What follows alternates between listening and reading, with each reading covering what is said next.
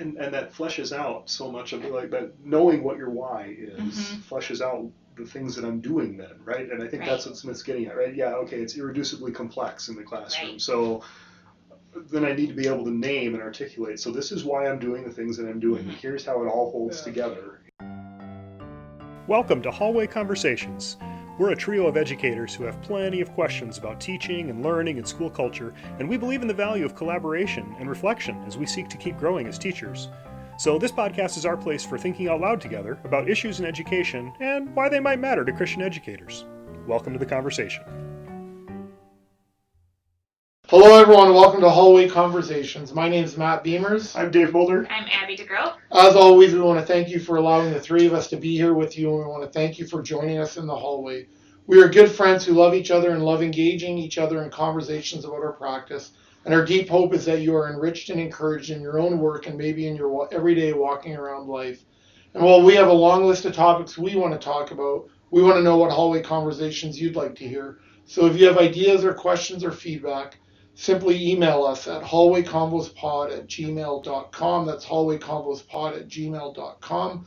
Dave, I am looking at you, and you are holding a book in your hand, a book that we all love, written by David I. Smith, who I had the privilege of listening to last week, and I'm just wondering what you're about to do. So I think we've talked a little bit about like what's the future of this show going to be, right? If we're going to keep doing this, and one of the things that we had played around with was reading a piece of a text and then thinking out loud around that. So I figured let's just try that once. And so I grabbed the book on Christian Teaching, Practicing Faith in the Classroom by David Smith, and we've mentioned this book before.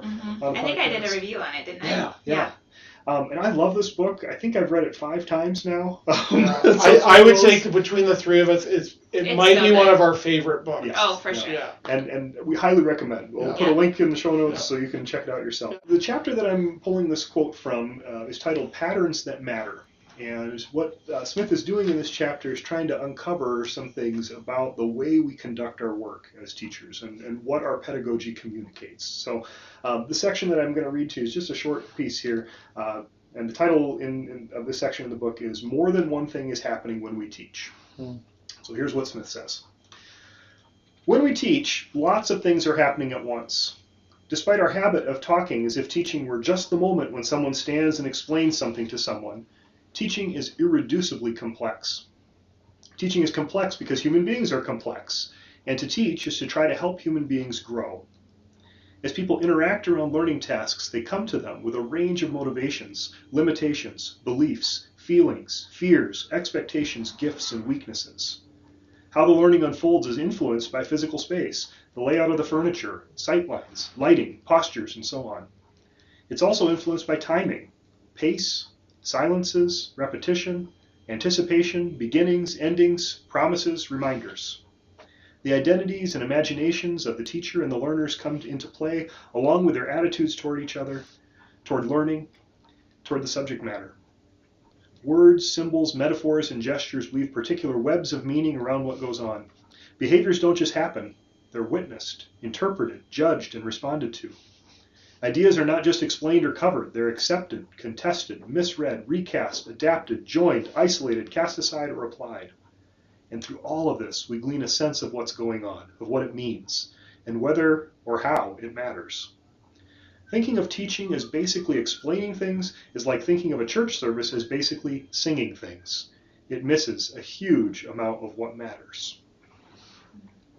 So I guess that's really the thing I'm wondering about and what I'd like to talk with you guys about today. What matters in teaching? That analogy when he says, like, hey, it's church service, we're going to sing. So it's basically about singing. Oh, teaching is like standing up in front and telling people things, right? Like, I think that's an apt analogy. A lot of times people think of that way. But we know this, right? It's so much more complex. It's so much more nuanced than that. So what really matters when we're in the classroom? Abigail? We're looking at each other. I think we're looking at each other. Even though no one can see this in a good way, because I honestly feel like we're taking this in, like we're taking this paragraph in, like it's so beautiful. And on the one hand, my initial reaction, Dave, I have so much respect for David Smith, and I love this book. I feel like there's not a word wasted. Yeah, I feel like we could do a series on this paragraph, but I'm left both inspired in a beautiful way and in a good way. I'm also like, wow, like it reminds me how much goes into one 50-minute class. Right. Like for me to do it well, or for our listeners to do it well, how much goes into it. It is such a reminder for me that teaching, and we all know this, is so much more than a set period of time that begins at the beginning of the day when the students arrive and ends at the end of the day. Like, I'm just thinking about all the patterns, It's like a dance, right? Like every step, every movement matters. Like, and then maybe that's overstating it, but I know for me, I'm just even thinking about, like, I teach a 9 o'clock class on Monday, Wednesday, and Friday. And thankfully the classroom is empty before my class. Yep. So I get there at most days 45 to 50 minutes ahead of time.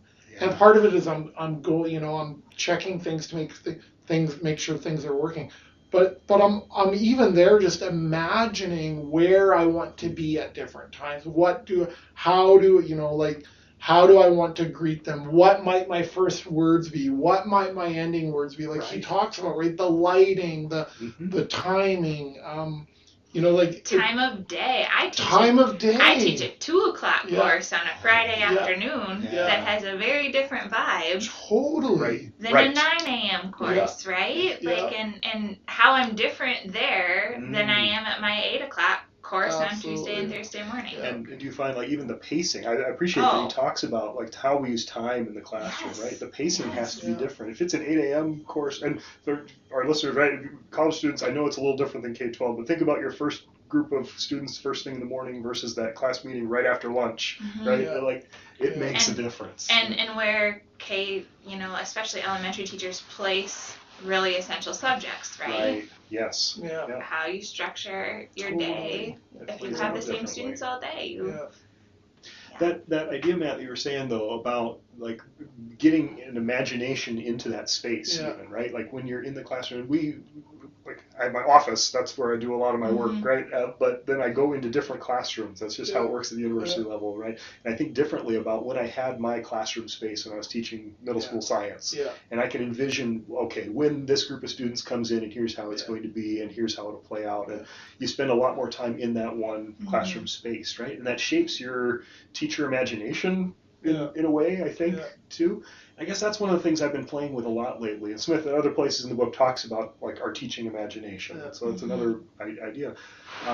But I try to help my students, future teachers, get into that kind of mindset, right? Like they know what teachers do because they've been watching teachers at work they've had a long internship, is the way I always say it, right? You've been watching teachers at work, but you don't think like a teacher. You don't have this teacher imagination yet.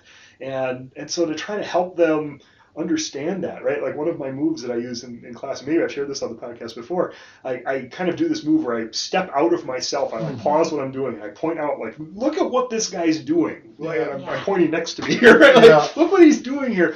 Why is he doing it like that? And let them have a little time at their tables to like talk about and try to like make sense of why I'm doing it. And I always tell them there's a method to the madness, right? There's reasons why I do all these weird things. I'm not just standing up in front of you waving my arms around and telling you things, right? But to try to make that explicit, because I do believe that it all matters. Like all these small decisions that I make every day, and I've read before, like teachers make 300 non-trivial decisions every day. It's no wonder we are tired by the end of the day if you're making 300 non-trivial decisions.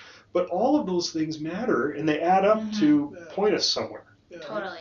And I think because they matter, I think is you can feel the weight of that at times, right? Like how you respond to a question can change a class like that, like every and you can feel that, right? As you're trying to get a certain vibe or culture in your classroom, and sometimes there's resistance to that, sometimes there's acceptance to that, and then you're changing on the fly. What do I need to do to get this train down the track where I need it to go, and then you're having to make spontaneous decisions. Like you say, 300 non-traditional decisions in a class, and that's why I keep coming back to this idea, like, the patterns that matter. I think you use the line, like, there's more than one thing happening in a classroom. If I think of, maybe a teacher has 24, 26, 30 kids in a classroom, some probably have more than that.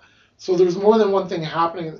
Think about all the things happening in the life of every one of those students, even, that's coming into your classroom, right? And I think, and then you're trying to balance that and meet their learning needs. You're trying to meet their, that's why it's way more than just explaining what's going on, right? You're trying to meet their physical needs, their emotional needs, like those types of things. They're tired. Some are well, and literally in the moment, right? In the moment. Like, I read body language and adjust instantaneously. Yeah. Right? Like, that's right. And that happens in real time. All the time. Yeah. No. Yeah. Like, you notice that students are starting to slump a little bit, so I'm going to crank up the energy then. Exactly. Or I'm going to switch up my discussion technique and have them get up and walk around, right? Or I'm going to call on a certain student to bring in a perspective because I see that I'm losing them, right? Or there's just a million ways that happens. I was always amazed when I watched, like, kindergarten and grade 1 teachers, how they were constantly having to adapt to sort of like a young child being fidgety, or they're, post lunch versus first thing in the morning, or a strategy's not working, like just all the tools that they would have to have in their toolbox, and almost like every 5 minutes. And I think that's what student teachers struggle with sometimes, because I've seen them like plow ahead, right, with a plan. Without attuning to what's in front of them, because they just don't have practice to do that yet. Right? And that's so much of it, right? Like, this is, like, we talk about your teaching practice, and I joke about that, but it's no joke, right? Well, we do 10,000 hours that it takes? That's what they say, to develop expertise, right? How about for you, Abby, this idea of patterns that matter? Or what sort of, can you share what's coming through? What do you think about? I think for me in the last few years, a pattern that really matters is the storyline of the course, right? And that's a Smith thing too. Can you share a little bit what that is for listeners who may not know? So being able to tie everything back to like an anchor point, right? So what are we doing here? Right? Why does it matter? Why does it matter? And I've told future teachers this for a long time, and I started it in my own practice when I was teaching K-12, right? Like, I can't get juniors to learn American Lit if I don't give them some reason for learning it. Sure. Right? That's a hard sell. Yeah, right. Sometimes, right? Yeah. Most of the time. Most of the time. I mean, there's a select few for whom it's not, including me. But but for a lot of them, it is. And so thinking about why, what's the so I got in that habit early, and I tell future teachers that a lot. You have to know why. Right. Right, and you have to be able to articulate that, and you have to make it relevant.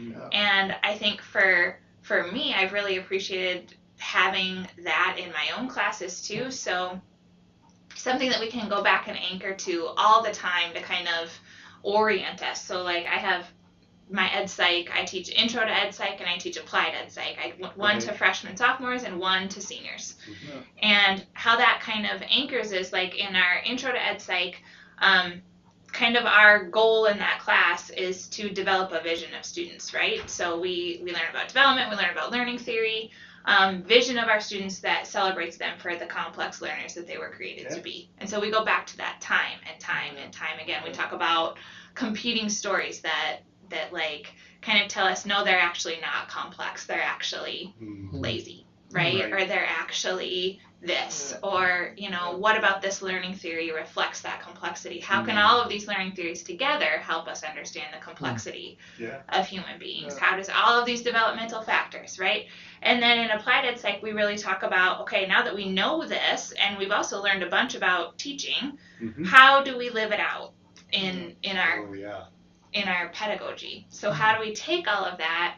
And our kind of tagline there is 1 John 3 verse 18. Dear children, let us not love with words or speech, but with actions and in truth. Right? Yeah. So how do we live out? And we talk about controlling beliefs versus professed beliefs, right? So what do we just profess, and what do we actually live out in our teaching? And how can our pedagogy match what we say we believe.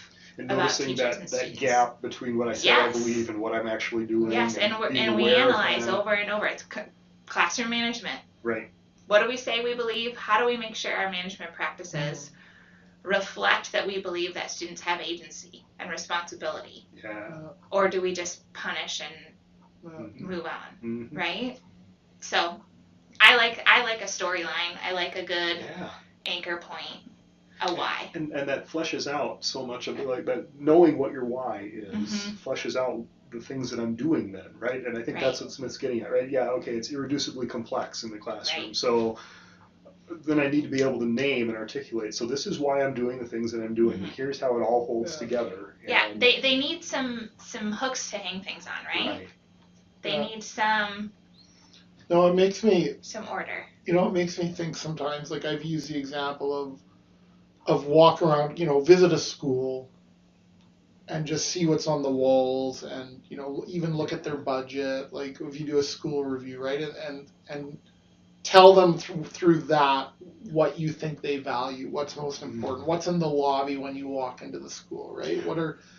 But I'm actually now going to put that on myself, and I'm wondering, like if Dave and Abby came and watched Matt Beamer's, what would you tell me that I value? What are my controlling beliefs, or what am I professing to believe to be true through my pedagogy? Like I'd be really curious now. I'm a little nervous to actually have you do that, right? Because does it align, right? Well, does it align? There's never full alignment. No, absolutely. Right. I mean, we have to be gracious with ourselves, and I understand that all the time. I totally understand that. But it's good food for thought, I think, for all of us as teachers. The three of us sitting here, the teachers who are listening, maybe there's principals listening, in terms of their leadership style is the things that we say we're on about, or that our deep hope is for our learning community or our school. Like, are we modeling that through our actions, right? Through our patterns? Like, what are we showing the people around us? What patterns matter, right?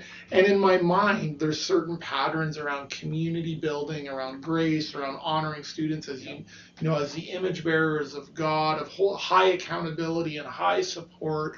Hopefully a deep learning, but also a sense of playfulness. And yet, do I model that? Like, do I model that, or am I asking for a pattern that it would be impossible actually to get to because I'm simply not living it out myself? Like you talked about storyline. I'm thinking of my friend Daryl, who's big into storyline. And teachers creating storylines. And now I'm just remembering something he said is the storyline has to be, you have to live out of it. It has to be true for you. Like it actually has to be your storyline before you can put it, bring it forward to the class in a sense. And that's really, I'm a little nervous now, in a good way. I mean, not in a good way. Just you've given me something to think about, to say, what would people say who've never met Matt Beamers, and say, oh, you value this? And I'd be like, that's exactly the opposite of what I value. Or maybe it would show. So that has me wondering, though, and maybe this is the challenge for the three of us, but also for any listeners, right? So find a trusted colleague, a trusted friend, and do a classroom audit. Like invite them to sit in. And I've sat in on both your classes at points, right? And I invite people. We should normalize that. And I mean, it takes a level of confidence, and trust for sure, and not like I'm trying to show off all my best moves here, but I'm just going to try to teach. This is my normal lesson, right? And come a couple times maybe, and then let's do this audit of my teaching. Am I doing what I say I'm doing? Am I carrying out what I say I'm about? And is this really what matters? As Smith says. Why are you always standing in the front left, or what are you avoiding in the back right? Well, where you stand, or all of those things, right? Like how and that goes back to the complexity. Right? That's Wait time and presence and there's just a million things. For sure. No, I guess I'm just, the one thing I keep coming back to, guys, is just this one line that I'm also, not that I want to release it, but I keep looking at it on my page, where Smith says to teach is to help human beings grow. And I guess I'm just feeling that's the privilege of teaching. But in some ways, I'm thankful he didn't just use the word learn. Like it's not just a learning of information. Like we're helping them grow in every way, right? To become more fully who God has created them to be. Yeah, to be fully alive in God's story. But again, that's why I think those patterns matter actually, right? And the little things we do in a classroom are big things, like, you know, whether it's standing at the door to greet them, whether it's, you know, addressing them by name, standing at the door when they're leaving, whether it's expressing gratitude for acknowledging the risk they take when they participate. Like all of those types of things, I think, all get at helping them grow beyond just the information. Amen. Yes. Friends, we know that your time is valuable, and we want to thank you for joining us today for another hallway conversation. So whether it's this day, this week, or this month, we hope the Lord gives you what you stand in need of. We want to thank you for the good, God-delighting work that you're doing. So as you go into your week, may the Lord bless you and keep you. May the Lord make his face shine upon you and be gracious to you. May the Lord turn his face towards you and give you peace, and give you peace, and give you peace. Amen. Have a good week, everyone, and thanks for listening. This podcast was quite literally dreamed up during one of our actual hallway conversations. Our music is by Ethan Mulder. Hallway Conversations is an independent podcast created and produced by Matt Beamers, Abby DeGroat, and Dave Mulder. Thanks for listening.